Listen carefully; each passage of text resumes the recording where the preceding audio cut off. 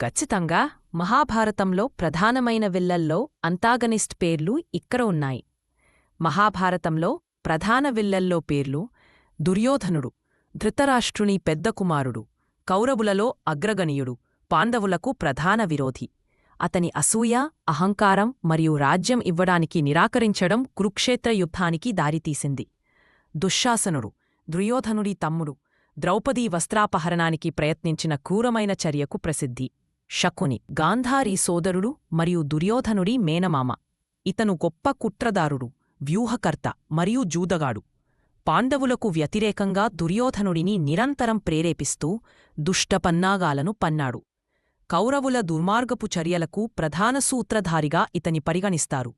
విషాదవీరుడుగా గ్రేషేడ్స్తో చిత్రించబడినప్పటికీ కర్ణుడు దుర్యోధనుడికి అత్యంత నమ్మకమైన స్నేహితుడు మరియు భీకరయోధుడు. పాండవులకు వ్యతిరేకంగా తీవ్రంగా పోరాడతాడు. అర్జునుడి పట్ల అతని శత్రుత్వం మరియు దుర్యోధనుడితో అతని అనుబంధం పాండవుల దృక్కోణం నుండి ఒక ముఖ్యమైన విరోధశక్తిగా నిలుస్తుంది. జయద్రథుడు, సింధు దేశపు రాజు మరియు దుర్యోధనుడి బావమరిది, దుశ్శల భర్త. యుద్ధం యొక్క 13వ రోజున పాండవులు చక్రవ్యూహంలోకి ప్రవేశించకుండా అడ్డుకున్నాడు. దీనివల్ల అభిమన్యుడు మరణించాడు. కీచకుడు కురుక్షేత్ర యుద్ధంలో నేరుగా పాల్గొననప్పటికీ పాండవుల అజ్ఞాతవాస సమయంలో మత్స్యరాజ్య సైన్యాధ్యక్షుడు. ద్రౌపది పట్ల అతని దుర్మార్గపు ప్రవర్తన భీముడి చేతిలో అతని మరణానికి దారితీసింది. ఇది చివరికి పాండవుల ఆచూకీని బయటపెట్టింది. ఈ సందర్భంలో ఇతను ఒక ముఖ్యమైన విలన్గా నిలిచాడు. అశ్వత్థామ, ద్రోణాచార్యుడి కుమారుడు.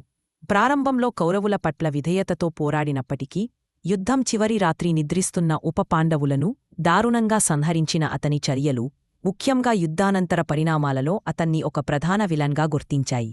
భీష్మగు, ద్రోణాచార్యుడు, కృపాచార్యుడు వంటి పాత్రలు కూడా కౌరవుల పక్షాన పోరాడినప్పటికీ వారి ప్రేరణలు తరచుగా సంక్లిష్టంగా, ఉదాహరణకు విధేయత, కర్తవ్యం, ధర్మం ఉండటం వల్ల వారిని పూర్తిగా విలన్లుగా వర్గీకరించరు.